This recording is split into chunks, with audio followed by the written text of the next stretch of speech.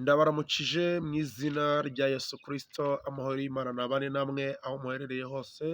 Ni Pastor Clement ndagarutse kuri Ageni Ngoga TV kugira ngo twongere tuganire, twongere twungurane ibitekerezo, twongere twibukiranye, twongere dufatane ukuboko, duhagurutsanye kuko urugendo ruracyakomeje nubwo benshi basubiye inyuma, nubwo benshi bacitse intege, nubwo benshi bavuye mu byizerwa, ariko abari maso kandi abiteguye kugaruka kwa Kristo, turakomeje urugendo kandi Imana izaturengera, izaduhanagura amarira, nitutagwa isari ibihembo birahari kandi biranejeje. Bibiliya narayisomye irambwira ngo ibyo tutigeze tubona hano ku isi, mu ijuru nibyo tuzahasanga. Ibyo tutigeze tubona hano ku isi, iby'amaso yacu atarebye. Ibaza njya ntekereza nkibaza nka ba bandi bari i Burayi, bamwe bari hehe, mbese bahari ibintu byinshi bigiye bitandukanye, ariko nabo Bibiliya ikababwira ngo ibyo batabonesheje amaso nibyo mu ijuru bazasangayo. Njya ntekereza nkavuga ngo wenda hari iby'abantu bari mu burengerazuba cyangwa se bari mu giturage, abari mu giturage murabizi, abantu bavukiye mu giturage cyangwa se bavukiye mu cyaro hirya kure, iyo bageze mu mujyi wa Kigali babona ari ibintu biteye ubwoba, babona ari ibintu bidasanzwe, mbese babona ari ibintu by'ibitangaza cyane. Rero n'abari mu mujyi wa Kigali iyo bageze mu wundi mujyi wisumbuye kuri Kigali, n'ubundi ibyo basanze, ibyo babonyeyo basanga ari ibintu bidasanzwe by'ibitangaza cyane. Rero ibaze, ntekereza ko wenda nibyo nitekereza ariko ni imagination yanjye, ntekereza ko wenda buri cyiciro cyangwa se buri bantu bazajya bagenda berekwa ibihwanye n'ibyo batigeze babona, bisumbuye ku byo bari bazi. Ariko mu ijuru abazagira amahirwe, abazabasha gukandagirayo mu ijuru, ngo tuzaba tureshya twese, ntawe uzicara inyuma y'undi, buri wese azaba yicaye mu buryo buri paralele n'undi, ariko ngo hari bazambikwa amakamba bitewe n'imirimo myiza bakoze turi muri iyi si, cyangwa se turi muri uru rugendo rw'agakiza. Abantu rero bazaba bambikwa amakamba agiye atandukanye, kuko ntabwo umuntu wirirwa agenda amanywa na nijoro ari mu ivugabutumwa azahabwa ingororano zingana, cyangwa se azambikwa ikamba ritatseho inyenyeri zingana n'izo ujya gukora umurimo, n'izo ukora umurimo yicaye rimwe ku munsi cyangwa se rimwe mu cyumweru, ntabwo bizaba bingana ibyo ari byo byose. Ariko abahinduriwe benshi gukiranuka, abo nibo biritubwira ngo mu ijuru bazaka nk'inyenyeri. Igifite agaciro cyane ni uguhindurira abantu benshi gukiranuka. Mu yandi magambo, ni ugufata inzira cyangwa se urugendo rwo gutangira kuba umwigisha wa Yesu Kristo. Iyo umaze kuba umwigisha wa Yesu Kristo cyangwa se umwigisha wa Yesu Kristo, nawe urasabwa kugira ngo ufate urugendo, utere intambwe yo kugira ngo nawe uhindurire benshi gukiranuka, uhindurire benshi bave kuri Satani baze kuri Kristo. Rero ndasabira umugisha abantu bari gukora uwo murimo wo guhindurira abantu benshi kuri Kristo, cyangwa se kuzana abantu benshi kuri Kristo, bari gukora umurimo wo kurangiza w'inshingano nkuru, Great Commission. Rero abantu bose Imana ibahe umugisha, abayikora bari baciye mu ishuri rya TNET, Imana ibahe umugisha biga ku nshingano nkuru, abayikora baciye muri Rodus Ouvrier, minisiteri ikora ku nshingano nkuru, bose Imana ibahe umugisha. Bari kuyikora bari hirya no hino batandukanye, mu minisiteri atandukanye no mu macacizi atandukanye, ariko bafite mission yo guhindurira abantu benshi, kuba abigishwa ba Yesu Kristo, bo guhindura abantu benshi kugira ngo babe abasaruzi. Mwibuke ko Bibiliya itubwira ko ibisarurwa ari byinshi ariko abasaruzi ni bakeya. Rero abakora kuri uwo murimo wo kuba abasaruzi aho muri hose, Imana ibakomereze amaboko, abasapotinga uwo murimo Imana ibakomereze amaboko, ndetse buri wese ufite ishyaka ry'uko twabwiriza ubutumwa bwiza tugifite uburyo bigishoboka, yaba uburyo bw'ikoranabuhanga, yaba uburyo bwo guhaguruka tugatera intambwe tukajya mu misozi, yaba uburyo bwo kubwiriza ubutumwa bwiza mu mihanda, mu masoko, mu mamodoka, n'uburyo bwinshi butandukanye. Uburyo ubikoramo bwose, Uwiteka Imana Nyiringabo aguhe umugisha. Ariko mu buryo bwo kurangiza inshingano nkuru, ni uburyo bufite etape, mu buryo bufite uburyo bwo kubikoramo, kuko hari ababwiriza ubutumwa bwiza, kubwiriza ubutumwa bwiza mu rusengero bikarangira gutyo gusa, hatabayeho suivi y'abafashe inyigisho ngo umenye ko bageze ku kigero gikwiriye, birangira n'ubundi ba bantu n'ubundi babaye nk'abandi basanzwe, batagize urugero gikwiriye bikarangira banaguye banabivuyemo. Hari wigeze kumbaza ati ese pasitoro ko tubatiza buri mezi angahe, ko abantu babatiza buri kuri pasika, buri kuri pantekote, buri kuri noheri, benshi barabatiza muri iriya minsi mikuru myinshi itandukanye, bidakwiye ko ariko babatiza no ku wundi munsi bitewe na gahunda cyangwa se n'uburyo abantu bo kubatizwa umubare umaze kungana. Ariko n'umuntu umwe yamubatiza nanone nabyo birashoboka kandi biremewe imbere y'Imana, apfa kuba yakiriye Yesu umwami n'umukiza, agatera intambwe yo kugira ngo amenye Kristo cyangwa se abe yakuba umukristo, atangire nawe gukorera Imana. Ati kuki amatorero menshi ku isi mu gihugu cy'u Rwanda abatiza buri gihe runaka, ati abanyabyaha bakomeza bakiyongera, ni iyihe mpamvu? Ari korali dukorana umurimo w'Imana ifite indirimbo ivuga ngo ese ko abantu hafi ya bose babatijwe, ibibi bikorwa biva he iyo, ese ko abantu hafi ya bose babatijwe, ibibi bikorwa biva he iyo. Yesu ati muzabamenyera ku mbuto, na giti cyiza cyera imbuto mbi, na giti kibi cyera imbuto nziza, muzabamenyera ku mbuto zabo. Yesu ati muzabamenyera ku mbuto, na giti cyiza cyera imbuto mbi, na giti kibi cyera imbuto nziza, muzabamenyera ku mbuto zabo. Yes guys, Imana ibahe umugisha, Imana ibagire neza. Yesu ati muzamenyera ku mbuto. Ubwo rero imbuto z'umuntu wera, imbuto ugaragaza muri karitsiye, aho utuye, aho ukora, aho wirirwa, mbese mu ushakira ubuzima bwa buri munsi, imibereho ya buri munsi, imbuto zawe nizo zizamenya niba uri umukristo cyangwa niba utari umukristo. Reka rero dusenge Imana. Ninjiye muri byinshi, ndumva ndi gufashwa cyane muri iyi minsi, kubera ko ndumva Mwuka Wera arimo arakora imirimo n'ibitangaza muri njye. Ndumva mbese umutima wanjye unezerewe, mbese Imana ishimwe, kandi ndasaba Umwuka Wera namwe abagereho, namara kubageraho namwe abanezeza imitima yanyu, kubera ko kuba tunezerewe mu mutima ntabwo ari uko dufite ibya mirenge, ntabwo ari ukubera ko dufite ibiturenze, ahubwo kuba dutunze Kristo muri twe, avugana natwe, aganira natwe, agendana natwe, aduhumuriza. Ibyo ngibyo bituma tuba mu buzima bw'umunezero, kandi tudafite ibyo bigaragara abantu babonesha amaso, ariko muri Kristo, dutunze Kristo, tuba dutunze byose. Ijambo ry'Imana riratubwira ngo uko atabuze kumutanga ku bwacu, ni gute atazaduha n'ibindi byose.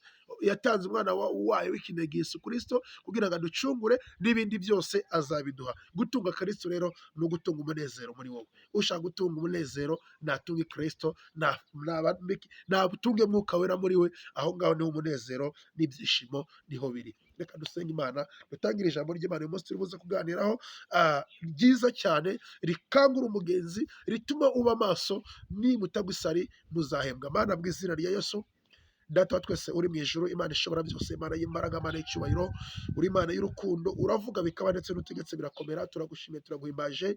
Uyu munsi watwongereye iminsi yo kuba turacyahumeka umwuka w'abazima benshi uvuye muri mubiri, ariko twebwe kuba tukiriho ni uko dushoboza kugira ngo tubashe kurangiza ibyasigaye bidatunganye, tubashe kurangiza inshingano yawe nkuru. Niyo mpamvu waturinze Mwami, kandi ukaba urinze n'abangaba bakurikirana ubutumwa bwiza kuri Ajengoga TV. Turasengera buri wese no kubuze kumvira ijambo ry'Imana kugira ngo ribashe kumukangura kandi ribashe kumukomeza, kandi namara gukomera n'abakomeze n'abandi uko nibyo twifuzaho. Izina ryawe rishimwe kandi rikomeze rihabwe icyubahiro. Komeza kutugira neza no kudufasha muri byose, turisoza amara turashima izina ryawe. Ni mu izina rya Yesu amajoro akoze kubyumvishe. Amen. Haleluya, haleluya, haleluya, haleluya. Ndabaramukije mwese aho muherereye mu gihugu cy'u Rwanda, mu burengerazuba bw'u Rwanda ndabasuje, abari mu majyaruguru, abari mu majyepfo, abari mu burasirazuba, namwe muri kapitale nkuru y'igihugu cy'u Rwanda. mwese mwese Imana yo mu ijuru ibaha umugisha, ndetse nasuza n'abandi bari hirya no hino, hirya y'igihugu cy'u Rwanda, ibihugu bidukikije. Ndahera ku gihugu cy'u Burundi, njye muri Tanzania, njye mu Bugande. Mwese mwese amahoro y'Imana abane namwe, kandi mukomeze kugubwa neza aho muri. Ngaruke mu gihugu cy'abaturanyi cya Kongo, mbabwira ngo amahoro y'Imana akomeze kubana namwe, kandi mukomeze kwihangana, turimo turasenga, kandi igisubizo cy'ibibazo byanyu Imana irimo iravuguta umuti. Mu minsi mikeya muraba mutekanye mu izina rya Yesu, hamwe no gusenga. Mpamya nashidikanya ko Imana igiye gutanga amahoro n'umutekano ku baturage bacu ba Kongo. Imana yo mu ijuru ishimwe kandi ihabwe icyubahiro. Ndasuhuza n'abandi bari muri Afurika hirya y'ibihugu duturanye, abari muri Malawi, Mozambique, Zambia, South Africa, Cote d'Ivoire, ndetse ni Burkina Faso, n'ibindi bihugu byose biri muri Afurika. Mwese amahoro y'Imana abane namwe, abumva ururimi tuvuga mwese aho muherereye, Uwiteka bishimire cyane. Reka nsuhuze n'ibihugu n'abari mu bihugu byo hakurya ya Afurika, abari i Burayi, muri Canada, abari muri USA, abari muri UK, abari muri Australia, mwese mwese abari muri Aziya, ibihugu byose biri hirya ya Afurika, ababirimo mwumva ikirimi cy'Ikinyarwanda cyangwa se ururimi rw'Ikinyarwanda, mwese turabahaye intashyo. Uramutse bene data, kandi mubasuhuze, mubabwire ngo tubifurize ibyiza byose Uwiteka yifuriza abayo. Imana ibahe umugisha. Uyu munsi wa none rero, ndibuze kugira ngo tuganire mu ijambo ry'Imana. Ijambo ry'Imana turi buze kuganira ni ijambo rito cyane, ariko ritari na ritoya, rirerire, ariko turi buze kurisanga muri Matayo ibice byaho 25. Matayo ibice byaho 25. Turahera ku murongo waho wa mbere tugeze ku murongo wa 13. Iri jambo ry'Imana ni ijambo ryiza cyane, ryangoze ku mutima.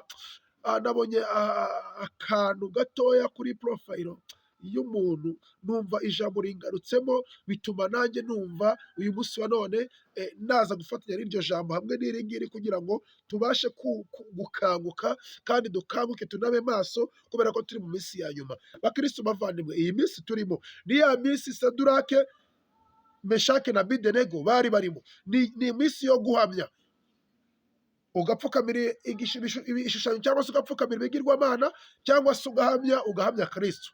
Niyo minsi tugiye kwinjiramo. Iyi minsi tugiye kwinjiramo rero, benshi bagiye guhasigara, benshi bagiye kuhagwa. Njya nkunda kubabwira ngo impamvu benshi bazahagwa ni uko bari kuhagwara ubutunzi bw'isi, ni uko bari kuhagwara sisiteme bubatse izibinjiriza amafaranga yaka yabo. Ibyo ngibyo benshi bagiye guhitamo ubutunzi aho guhitamo Kristo. Ariko mwebweho muzi neza ko urugendo dufite rwo kujya mu ijuru.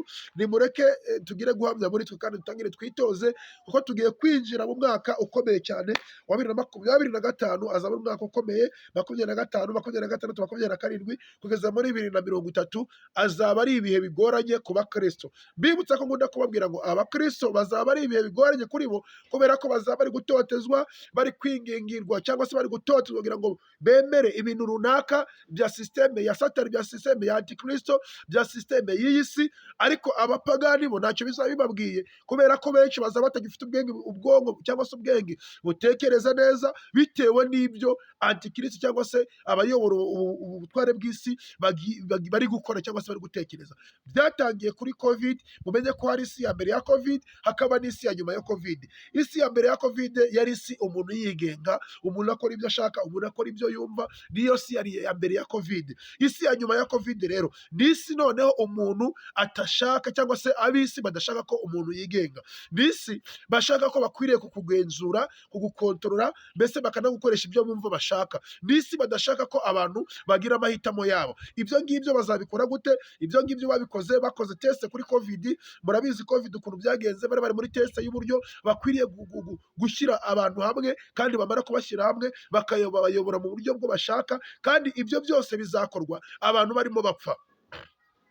Ibyo byose bizakorwa abantu barimo bapfa. Iyi COVID ni abantu bayiteje, ni icyorezo cyashyizwe ku isi n'abantu, kandi n'ubundi abo bagishyize ku isi kubera ko bari mu byabo, n'ubundi batanga igisubizo kitari igisubizo, batanga inkingo ngo nizo kuyikingira. Ariko my friend, izi nkingo zo twatewe ntabwo ari inkingo zo gukingira COVID, ahubwo ni inkingo zo kugira ngo bazagere ku cyo bashaka ku kiremwa muntu. Uyu munsi iby'inkingo byararangiye, bisenye n'aho bihagaze, cyangwa se bituje bicecetse. Ariko ejo bundi muri 2025 bagiye gutangira gukomeza inkingo. Narababwiye ngo tuzaterwa inkingo urwa mbere, twarazitewe iza kabiri, urwa gatatu, bamwe bageze ku rwa kane, ejo bundi hagiye kuza urwa gatanu, hazaza urwa gatandatu, hazaza urukingo rwa karindwi, hazaza urukingo rwa munani. Inkingo zizakomeza kugeza ubwo umuntu azabaho ameze nk'igipankarite, ariko imbere baramaze kugezamo ibyo bashaka, bizatuma umuntu atagomba gutekereza ibyo agomba kwitekerereza. Ni ukuvuga ngo bizatuma umuntu atagomba kwigenga ndetse no kwihitiramo ibyo yumva ashaka. Uko baguteramo byinshi muri wowe, niko bagenda bashyiramo ibyo bashaka bifuza, byonona cyangwa se bikangiriza ADN cyangwa se uturemangingo twawe, kugeza ubwo bizageraho umubiri wawe ugacika intege, ugasigara uri kuyoborwa n'ibyo bifuza bakeneye. Nyuma y'uko bakingira izo ngingo zose, hazakurikiraho ifaranga rimwe. Ejo bundi riraje. Nyuma y'ifaranga rimwe hazakurikiraho irangamuntu imwe. Nyuma y'irangamuntu imwe hazakurikiraho itorero rimwe. Ibyo ngibyo biri kuza byihuta cyane. Nyuma y'ibyo ngibyo hagomba kuza microchip, bagashyira cya kintu no mu mubiri, ngo ni ikoranabuhanga, bakagishyira mu mubiri, cya kimenyetso mu mubiri. Ntawe uzagura cyangwa ngo agurishe adafite icyo kimenyetso. Niba mubihakana, niba mugisigana, ariko ntekereza ko umuntu usigana ni umuntu udafite mu mutwe, ni umuntu utuzuye mu mutwe, utazi iyo ibintu biri kuva n'iyo biri kujya. Reka nkubwire my friend, niba utazi iyo ibintu biri kuva, ukaba utazi n'iyo biri kujya, funga close your mouth, funga umunwa wawe, ureke gusakuza ugisha impaka cyangwa se utera amabuye abavuga ibyo bazi cyangwa se abavuga ibyo basobanukiwe. Bibutse ko abaganga benshi b'i Burayi barishwe bari kuzira iki kintu cya covid, bari kuzira kubwira abantu ngo nimuzibukire, nimuhunge, ibyo bintu bashyira mu mubiri wanyu ntabwo ari byiza. Benshi barishwe, benshi barapfuye, ba Dr Buda, niba ariko amazina yabo yarangoye, ariko barishwe. Nujya kuri YouTube uzagenda umenya, usobanukirwa ibi bintu byinshi uko bigenda bikurikirana. Mwene data, wowe udasobanukiwe ibi bintu, kurikirana YouTube channel yitwa Les 12 Ouvriers. Narayibabwiye. Impamvu mbaha reference ni uko bafite byinshi bazi kunsumbya, bafite ubumenyi bwinshi cyangwa se basobanukiwe byinshi kundusha. Niyo mpamvu mbaha reference kugira ngo wowe ushaka gusobanukirwa byinshi, wowe ushaka kumenya byinshi, ugende ubakurikirane kugira ngo ubashe kumenya byinshi kurenza ku byo nge nkubwira. Les 12 Ouvriers 2020, ni ukuvuga ngo Les 12 Ouvriers 2020. Iyo ngiyo nubyandika Les 12 ni mu Gifaransa, Les 12 Ouvriers 2020, Les 12 Ouvriers 2020. Nubyandikamo uri gusacinga muri YouTube urahita bibona. Aha kabiri, ugiye kuri ahantu hitwa kuri Dabouk TV, Dabouk, da na a na ba na o ebyiri na ka, ugiye TV. Naho ngo urasanga ibijyanye n'urugendo. Aho ngano mbahaye reference kugira ngo habashe kubafasha gusobanukirwa iby'iminsi n'ibihe. Kuko hari abasobanukiwe, bafite ububasha, bafite n'ubushobozi bwo kumenya ibyo twebwe tutazi cyangwa se tudasobanukiwe cyane. Hari ibyo tumenya bitewe n'ubushobozi bwacu, bitewe n'amashuri yacu dufite, bitewe n'ubushakashatsi bwacu dufite, ariko hejuru yacu hari abandi bafite ubushakashatsi bwimbitse, bafitanye abantu babi Burayi bakora muri ibyo bitaro, bakora kuri izo ngingo, baziteguraho n'ibindi byinshi bitandukanye. Niba udashaka gukanguka ngo umenye ko turi ku iherezo ry'isi, wowe urasigaye. Ntabwo uzavuga ngo hehehehe, oya. Mbibutse ko Saduraka, Meshaki na Abedenego banze gupfukamira ikigirwamana gusa byonyine, banga gupfukamira ikigirwamana cyane Nebukadinezari. Icyo cyari abakijije. Ariko hari abantu mumbabarire nakita ngo ni injiji, usanga ngo Imana ngizadukiza, ngo Imana ngizaturengera, ngo Imana ngizaduhumanura, ngo Imana ngizagira ute, ngiri kubona ko ngo Mana ngo turagukunda, ngo ariko ngo nubwo ngukunda ngo ndi kubahanga amategeko ngo y'abayobozi, ngo kubera ko wavuze ngo ubuyobozi bwose buva ku Mana, rero nibi byose bari kuvuga kubera ko ari ubuyobozi ngomba kubyumvira. Ariko ugasanga bari gukora ibyo atari uko bakunze cyangwa bakunze ibyo bintu, ahubwo ari uko bari kurengera inyungu zabo. Mbibutse Saduraka, Meshaki na Abedenego kwari ugupfuka gusa, ariko baravuze ngo ntago dupfukamira ikigirwamana, twaramenye Imana yo mu ijuru. None wowe ngo rukumvira, sawa, komeza wumvire, umenye ko ubugingo bwawe uri kubutanga. Tugeze igihe cyo guharamagara ukavuga ngo njyewe ibi bintu ntago mbijyamo, pointre finish. Akazu kakabura, ubutunzi ukabubura, ibiki ukabibura, niba uteganya kujya mu ijuru. Kubera ko nyuma y'uko umaze guterwa izo nshinga zose zigera ku 8 cyangwa 7 n'izirenze simbizi, uzashyirwamo microchip. Microchip ni handi bazaba gukontorora. Microchip ni handi bazaba gukoresha ibyo bashaka. Microchip ni handi bazaba kujyana nk'irobo. Microchip uzaba waramaze kugera he nuko nyine. kandi ikindi cya kabiri, mwumve ukuntu ibi bintu bigenda bihererekanya. Ejo bundi umuntu wese utarikingije ziriya nkingo zose uko baziteye mu mubiri, umunsi bazaba bari gutangira irangamuntu z'ikoranabuhanga 5G izaba ari mu kirere. Mwibuke ko yamaze kugeraho 5G yatangiye gukora inkingo na 5G, kiriya cyogajuru cya 5G bizaba biri gukorana. Bazajya bajya gufotora nibashyira imboni zawe ku maso cyangwa se kuri apareye, niba udafite za nkingo mu mubiri, ya 5G ntabwo izajya ikubona kugira ngo ubone siyara kode zawe cyangwa se ubone kode bazaba ugomba gufata guhabwa ku rwego rw'isi. Rero ntabwo bazajya bagufotora ngo bikunde, bizajya byanga. Niba byanze rero nuko utazaba wikingisha. Nyine nawe wibaze ibyo bintu bizaba biri gukorwa gutyo, warangiza ukavuga ngo yango turi mu buzingo n'iki ngo nibiki. Systeme y'isi irayoboye my friend. Satani arayoboye, arimo arashaka kugira ngo yigarurire isi yose, ariko ntabwo bizamukundira. Ariko abahanga, abanyabwenge bamaze gufata umurongo umwe, bamaze guhara iby'isi, bari mu rugendo rwo gukurikira Kristo. Ibyo ngibyo ejo bundi nibitangira gukorwa ku karubanda cyangwa se mu buryo officiel au niveau mondial, abahanga bamaze gufata icyerekezo cyo kuvuga ngo ibi byose ndabirekuye, nkurikiye Kristo wenyine. Niba utari kwemera guhomba rero kakubayeho. Uyu munsi rero tureba ku ijambo ry'Imana riri muri Matayo ibice bya 25, duhere ku murongo wa mbere tugeze ku murongo waho wa 13. Umutwe w'amagambo uravuga ngo umugani w'abakobwa 10. Umurongo wa mbere, icyo ubwami bwo mu ijuru bugereranywa n'abakobwa 10 bajyanye amatabaza yabo bakajya gusanganira umukwe. Ariko abo bakobwa 10 batanu bari abapfu, abandi batanu bari abanyabwenge. Abapfu bajyanye amatabaza yabo ntibajyana n'amavuta, ariko abanyabwenge bo bajyana amavuta mu mperezo zabo hamwe n'amatabaza yabo. Umukwe atinze bose barahunikira. Iri fofera attention my friend. Umukwe atinze bose barahunikira. Uyu murongo uwusiringi cyangwa se ucakarongo. Ariko nijoro mu gicuku habaho urusaku ngo umukwe araje, nimusohoke umusanganire. Maze ba bakobwa bose barahaguruka baboneza amatabaza yabo. Abapfu babwira abanyabwenge bati nimuduhe ku mavuta yanyu, kuko amatabaza yacu azima. Ariko abanyabwenge barabakanira bati oya, dukwira twese, ahubwo nimujye mu bahanjuzi muyigurire. Bagiye kugura, umukwe araza, abari biteguye binjirana nawe mu bukwe, urugi rurakingwa. Hanyuma b'abakobwa bandi nabo baraza, barahamagara bati nyakubahwa dukingurire. Nawe arabasubiza ati ndababwira ukuri yuko nabazi, nuko mube maso kuko mutazi umunsi n'iki, mutazi umunsi n'igihe.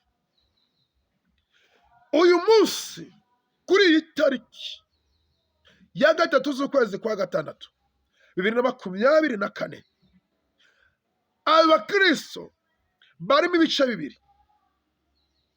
Twabonye ko abakobwa bari 10, ariko abo bakobwa 10 bagabanyijemo ibice bingahe? Ibice bibiri. Hari 5 bari abanyabwenge, hari n'abandi 5 bari abapfu. 5 b'abanyabwenge na 5 b'abapfu. Ni Bibiliya iri kubivuga. Abakobwa 5 bari abanyabwenge, ariko abandi bakobwa 5 bari abapfu. Wambaza ngo bari abapfu gute kandi baragendaga? Uyu munsi wa none dufite abantu b'abanyabwenge barindiriye Kristo, barindiriye umugani, bari maso, bafite ibisabwa byose. Ariko dufite n'abandi b'abapfu kandi bagenda, bajya gusenga nabo bakajya gusenga, bajya mu mirimo myiza nabo bakajya gukora imirimo myiza, ariko amatabaza yabo nta mavuta arimo. Imana ishimwe cyane. Abakobwa 5 b'abanyabwenge bakimara kumenya ko umukwe azaza, bari biteguye amavuta, bitegura n'amatabaza yabo hafi aho. Baravuga bati nubwo ari nijoro, reka tube tuzimije aya matabaza yacu kugira ngo amavuta adashira. Noneho umukwe naza niho turi buze gucana amatabaza yacu. Bose ngo bari bafite amatabaza, ariko bamwe bafite amavuta, abandi badafite amavuta. Hari abagabo benshi ariko hitabye bake. Hari abahamagawe ariko hari n'abatoranyijwe. My friend, ni ibintu bibiri bitandukanye. Uyu munsi wa none ushobora kuba warahamagariwe gukorera Imana, ariko utaratoranyijwe mu bazabona ubugingo. Yesu yabaga ari kumwe n'abantu benshi cyane, ariko bose bari baje kureba Yesu. Iyo igihe yakoraga ibitangaza abikoreraga bose, yajyaga kubagaburira akagaburira ibihumbi n'ibihumbi, ariko yatoranyijemo 12. Hamagawe benshi, ariko hatoranyijwe bangahe? Hatoranyijwe bake. Uyu munsi wa none warahamagawe cyangwa waratoranyijwe? Kuba warahamagawe ntacyo bimaze niba uzi ko utatoranyijwe. Abasenga ni benshi, ariko abakijijwe ni bakeya. Bose bafite Bibiliya, bose bafite ibitabo by'indirimbo. Ni nako bari abakobwa bari bafite amatabaza bose, ariko hari ibanga ryo kuba ufite n'amavuta kubera ko umukwe naza. Hari ibanga. Korari turirimbana dusengana ifite indirimbo ivuga ngo hari ibanga abana b'Imana bagendana, kandi ngiryo banga ntago ari agashya ko kuri Nyirangarama. Iryo banga ntago ari ubukungu abakire barata, ntago ari amaranjerova ababosi, ntago ari amazu meza y'amashato, ntago ari akazi keza. Imana ihabwe icyubahiro. Ahubwo iryo banga ni ukuba utunze Kristo muri wowe, kuba ufite umwuka wera muri wowe, kuba ugenda na Kristo, kuba wirinda mu rugendo rwawe, kubera ko ejo bundi umukwe agiye kuza, benshi bagiye gutinya guhinguka imbere ye kubera ibyo bakora. Abakobwa 5 bari abanyabwenge, ariko abandi 5 bari abapfu, kandi bari abapfu bagenda bafite n'amatabaza ariko badafite amavuta. Benshi rero bafite Bibiliya, benshi bafite ibitabo by'indirimbo, benshi bafite amadini basengeramo, ariko nta mwuka wari muri bo, nta gakiza kari muri bo, nta kugendera mu byo Kristo ashaka biri muri bo, nta kwakira Yesu Kristo mwabiri mukiza muri bo birimo. Nyuma y'uko ukizwa ukwiriye kugira imirimo myiza. Nyuma y'uko ukizwa ukwiriye kwitwararika abahanga cyangwa se abatubaye cyangwa se abana b'Imana bagenzi banjye. Wavuze ijambo ryiza rivanga agakiza karatubangamira. Agakiza ukwiriye kuba utunze agakiza kari muri wowe. Agakiza kagaragarira ahantu hatagaragara, hatari abantu. Agakiza Imana ihabwe icyubahiro cyane. Ngo noneho umurongo wa 5 ngo umukwe atinze bose barahunikira. Umurongo nashaka kugira ngo tuvugeho. Kristo atinze kugaruka, benshi bava mu byizerwa. Kristo atinze kugaruka, benshi bishora mu busambanyi, benshi bishora mu bujura, benshi bishora mu kweskuroka. Kristo atinze kugaruka, benshi ngiye bavugiye, navutse babivuga, atinze kugaruka. Umukwe atinze kugaruka, benshi aho ngo barasigaye, ngo bararyamye barasinzira. Ari abakobwa b'abanyabwenge bararyama barasinzira, ariko mu gusinzira kwabo basinzirana amatabaza yabo n'amavuta hafi aho, bayafite hafi aho ngaho. Abapfu nabo bararyama barasinzira n'amatabaza yabo, ariko nta mavuta bafite.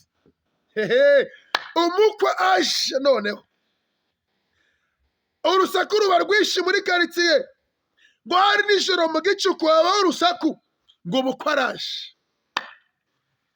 Ejo bundi gato cyane umukwe araje, tuzabona abanyabwenge n'abapfu ukuntu bizagenda.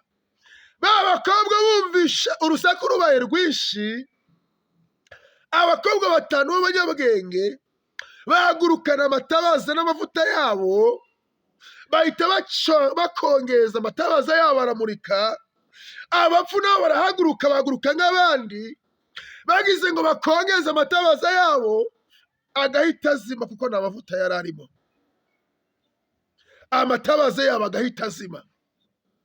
Igihe kirageze kugira ngo amatabaza y'Abakristo, abafite amavuta n'abadafite amavuta bigaragare, abafite agakiza muri bo n'abadafite agakiza muri bo bagaragare. Ariko bose ni Abakristo bitwaje Bibiliya n'indirimbo. Iyo Bibiliya n'indirimbo dutwara cyangwa se utwara buri munsi, igihe kiraje kirashize kugira ngo umukozi tujye kumusanganira kandi azaba ari nijoro. Tuzagenda mu mwijima hatagaragara. Niba koko ufite agakiza muri wowe bigiye kugaragara mu minsi iri imbere. Igihe cyo kugira ngo intama n'ihene bitandukane bibe separated kirageze. Umunzani wabyo uraje uratwegereye cyane. Kuva muri uyu mwaka wa 2024 na 2025 mu ntango kugeza 2030 harimo umunzani. Munzani w'igipimo cy'abakristo. Niba uri umukristo koko bigiye kugaragara muri iyi myaka. Tuzareba niba uzemera guhara akazi. Nako twarabonye ejo bundi nabwo benshi twarabibonye. Ariko hari ababikoze batabizi ubu ngubu bakaba bamaze kumenya ukuri. Hari ababigiyemo kubera ko nyine nuko. Ariko ejo bundi hagiye kuzwa special. Riya yari test examen noneho igiye kuza nyirizina ya nyayo.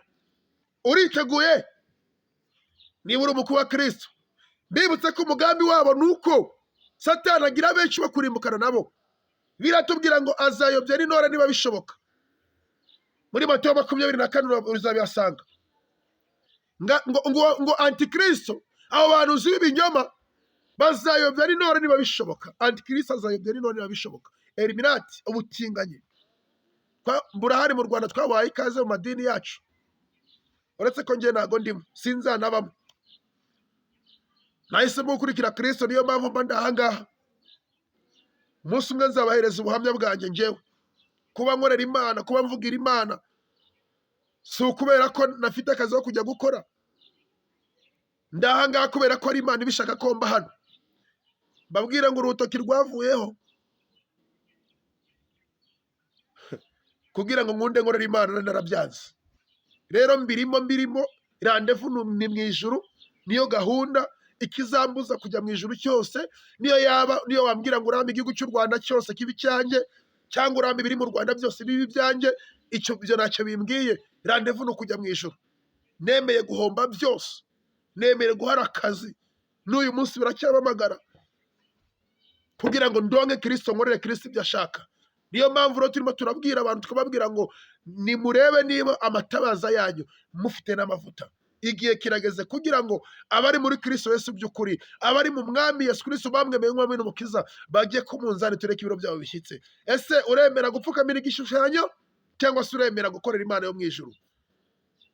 Morodekayi nawe niko byagenze. Ariko Saduraka, Meshaki na Abedenego baravuze ngo nitwagipfukamira naho Imana yadukize cyangwa se nidukize, ntago duteze kureka Imana yacu.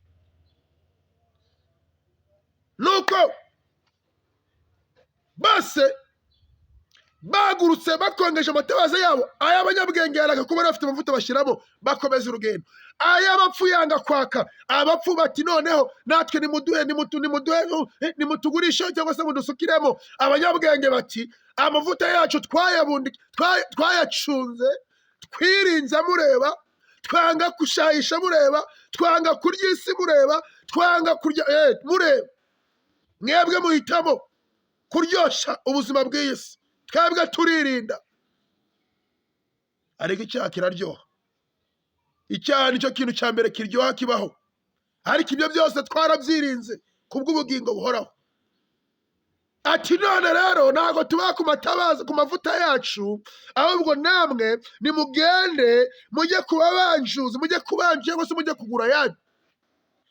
Abakobwa 5 b'abapfu babyumva vuba, baba barihuse bajya kubabanjuza. Bamaze kubanjura, mu gihe bari kubanjura ngo umukwe wagize gute, umukwe baraje abayinjiranye na babandi bangaye 5, urugiro barugize gute, ruba rurifunze. Igihe cyo gukizwa ni iki ngiki. Igihe cyo gukorera Imana ni iki ngiki. Igihe cyo kuba umukristo nyakuri ni iki ngiki. Igihe cyo kwiyerura ni iki ngiki. Igihe cyo kuva mu by'urimo bidashije Imana icyubahiro ni iki ngiki. Kubera ko umukwe ntabwo yari yaza, ariko ari bugufashe gutwara itorero. Niba uri tayari, va mu by'urimo bidashije Imana icyubahiro, ukomeze urugendo. Gendana n'abandi bari mu rugendo rujya mu ijuru. Bidasobanukiye ubaze abandi bagusobanurira, bakubwira inama. Nuko bamaze kwinjira, umukwe maze kuza binjiranye n'abakobwa 5 b'abanyabwenge, ba bandi batanu b'abapfu nibwo bari bari kugira gute nabo baba baraje bagera aho binjiye barakomanga ku rugi, barakomanga 11 niko batubwira, barahamagara bati nyakubahwa, nyakubahwa dukingurire. Nyakubahwa arangije nawe arabasubiza ati ndababwira ukuri yuko nabazi. Benshi bagiye kujya babwirwa ngo ntago mbazi. Rya jambo imbere y'urubanza mu ijuru abantu bazabwirwa, twahanuye mu izina ryawe, twavuze ubutumwa mu izina ryawe, twakoze ibiterane mu izina ryawe, twakije abarwayi mu izina ryawe, twirukanye abadayimoni mu izina ryawe. Ariko ngo benshi bazabwirwa ngo mwumve imbere mwa nkozi z'ibibi mwe, mwumve imbere mwa ndyarya mwe, igihe cyose mwakoraga biriya mwarinezezaga sinigeze mbamenya. Nshuti mu Kristo bavandimwe, haranira kugira ngo iryo jambo utazaribwirwa. Warasenze, wararirimbye, wabwirije ubutumwa bwiza, wakoze ibiterane, wamaje ubutumwa hirya no hino, ariko ukazabwirwa ngo mva imbere sinigeze ngira gute nkumenya. Ariko benshi muri iyi minsi barimo barakora umurimo w'Imana ariko Imana itabaza. Kubera iki? Barimo barawukora,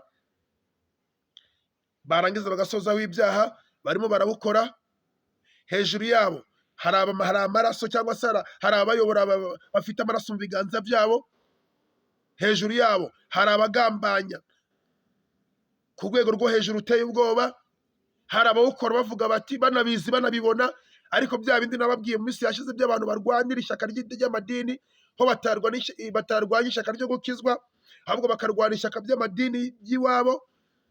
Hari nabyo nababwiye by'abazungu badushyizemo amacakubiri, ugasanga bari kuturyanisha, abadive n'abagatulika nabo bari kuryana, abapantekote n'abangirikane bari kuryana, kandi mwese muri abakristo, Kristo bameneye amaraso ku musaraba. Kirya gihe ibyo ntabwo byabagaho, abantu bagendaga mu murongo umwe. N'uyu munsi dukwiriye kugenda mu murongo umwe ko turi abakristo. Ibindi byo baturemeye bidutandukanya, bamwe ngo basenga igikiniki, abandi ngo igikiniki, abandi ngo batemera ibi, ngo batarya ibi, ngo ababirya ngo ni abapagani, abandi bati batambare gutya nibo ni abapagani. Ibyo ngibyo ntaho bihuriye n'agakiza, my friend. Arangije ijambo rya nyuma dusoza iki gitabo, murongo wa 13 baravuga ngo nuko nimube maso kuko mutazi umunsi cyangwa igihe. Abakristo bavandimwe, ba maso kuko utazi umunsi n'igihe. Uyu munsi ashobora kuba ari cyo gihe cyawe, ejo ashobora kuba ari cyo gihe cyawe, ejo bundi ashobora kuba ari cyo gihe cyawe. Njya nkunda kubabwira ngo nubwo Kristo yatinda kugaruka, urupfu rwo ntago rutinze. Kristo niyo bwo yatinda kugaruka, urupfu rwo ntago rugeze gute, ntago rutinze. Tunganya inzira zawe bigishoboka, tunganya inzira zawe bikiri ku manywa, tunganya inzira zawe bigikunda, korera Imana butaribwira, dore igihe kigiye kugera bwire.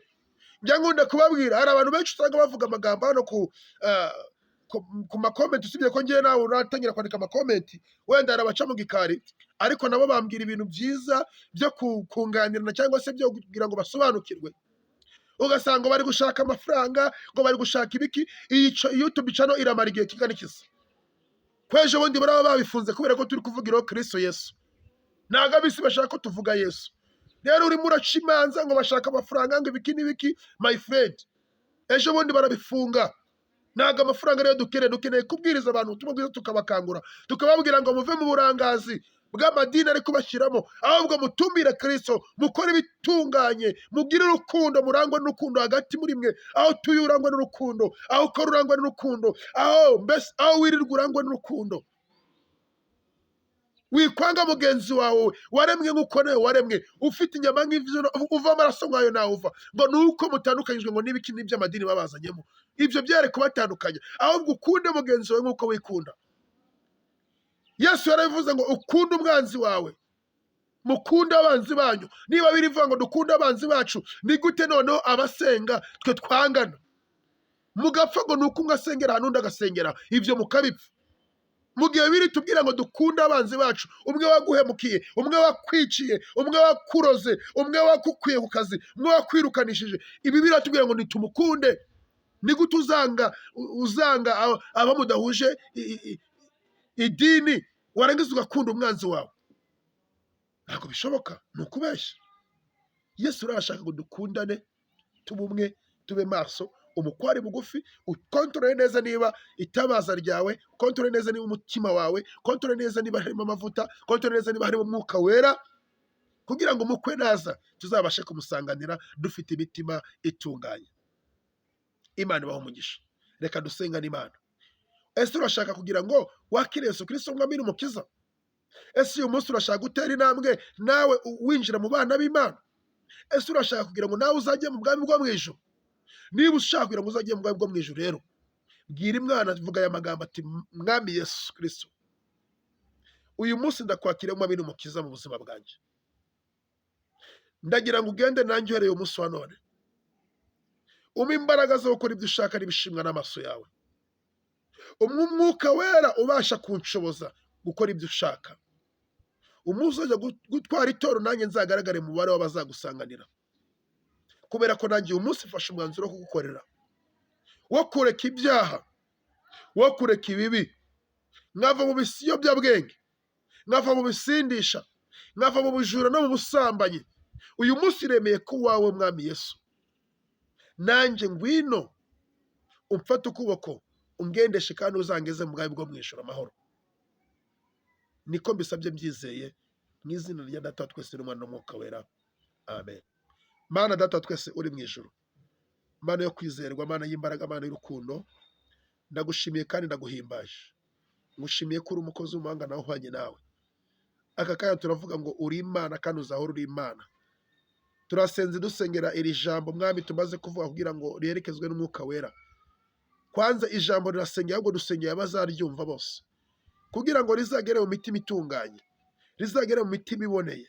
Mwami, ubwo uzaza gutwara itorero, abantu bumvisha iri jambo bakamenya ko bakwiriye kuba maso, bakamenya ko bakwiriye kurangwa n'urukundo, bakamenya ko bakwiriye gukunda bagenzi babo, yaba aho bakorera, mu baturage, mu bavukana. Ubahereze umugisha. N'abemeye kukwakira umwami n'umukiza ari ubwo bwa mbere, uyu munsi wa none ubahe imbaraga kandi ubakomeze. Nubishima kandi ukabishaka, tuzahurira mu bwami bwo mu ijuru. Dusengeye abarwayi bari kwa muganga no mu mago yabo cyangwa se no mu madispenseri atandukanye. Abarwayi bagereho bakize, abafite ibibazo, abakeneye abantu babahe, abakeneye gushinga ingo kubaka ububakire, abakeneye akazi ubahe akazi, n'abakeneye ibyangombwa bahe ibyangombwa. Ndakwinginze kugira ngo Umwuka wera agende arwanira intore zawe. Hari benshi bakuvuga, hari benshi bagukoreye, Satani arimo arakina ku mubyimba, ariko turasenze mu izina rya Yesu imbaraga z'abadayimoni ziterarizwe, imbaraga z'abadayimoni zitsindwa mu izina rya Yesu. Ndakwinginze kugira ngo ufashe abakeneye gufashwa. Ubwiza n'urukundo n'icyubahiro bikomeze kubana natwe umunsi n'indi minsi yose, ni mu izina rya Yesu amajana akoze kubyumvishe. Amen. Mukristo muvandimwe, niba ari ubwa mbere tubanye ugeze kuri Angel Ngoga TV, turagusabye inkunga ya sabone cyangwa se ya subscribe. Kuyitanga ni ubuntu kandi ni ukuri, ni ugushyigikira umurimo w'Imana, kuko iyo ubikoze bidufasha kugira ngo iri jambo YouTube irikwirakwize ku bantu benshi. Rero tugusabye iyo nkunga kugira ngo yidufashe. Uwiteka Imana Nyiringabo abiguhera umugisha. Turabakunda cyane rero, amahoro y'Imana akomeze kubana nawe aho muri hose, kandi mukomeze muhahe muronke mu izina rya Yesu. Amen.